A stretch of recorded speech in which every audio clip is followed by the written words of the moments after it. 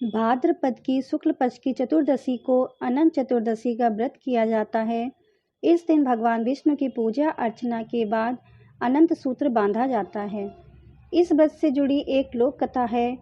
पौराणिक ग्रंथों के अनुसार प्राचीन समय में सुमंत नाम के एक ऋषि हुआ करते थे। उनकी पत्नी का नाम दीक्षा था। कुछ समय के पश्चात दीक्षा ने एक सुंदर कन्या को जन्म दिया, जिसका नाम रखा गया था सुशीला। लेकिन कुछ ही समय के पश्चात सुशीला के सिर से माँ का साया उठ गया। अब ऋषि को बच्ची के लालन पालन की चिंता होने लगी, तो उन्होंने दूसरा विवाह करने का निश्चय किया। उनकी दूसरी पत्नी और सुशीला की सौतेली माँ का नाम कर्कशा था। वह अपने नाम की तरह ही स्वभाव से भी कर्कश थी। जैसे तैसे प्रभु कृपा से सुशीला बड़ी होने लगी और वह दिन भी आया जब ऋषि सुमंत को उसके विवाह की चिंता सताने लगी। काफ़ी प्रयासों के पश्चात कौंडे ऋषि से सुशीला का विवाह संपन्न हुआ, लेकिन यहाँ भी सुशीला को दरिद्रता का ही सामना करना पड़ा। उन्हें जंगलों में भटकना पड़ रहा था। एक दिन उन्होंने देखा कि कुछ लोग अनंत भगवान की पूजा कर रहे हैं और हाथ में अनंत रक्षा सूत्र भी बांध रहे हैं।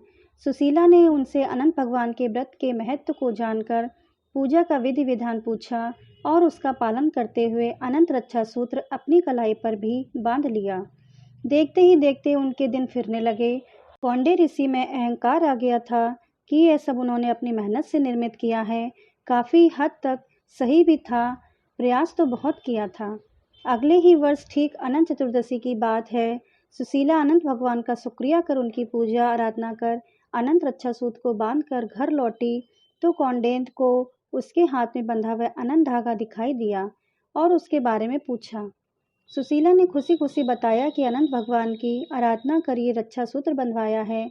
इसके पश्चात ही हमारे दिन अच्छे हुए हैं। इस पर कौंडे खुद को अपमानित महसूस करने लगे कि उनकी मेहनत का श्रेय सुशीला अपनी पूजा को दे रही है।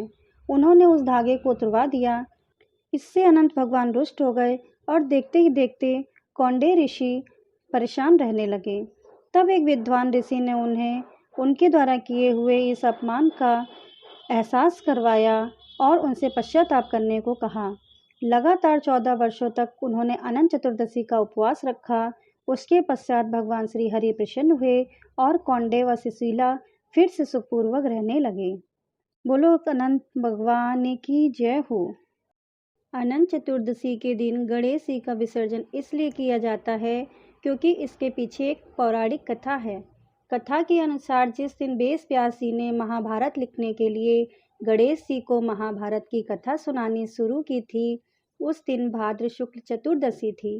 कथा सुनाते समय वेद व्यास जी ने आंखें बंद कर ली थी और गणेश जी को लगातार 10 दिनों तक वह कथा सुनाते रहे थे।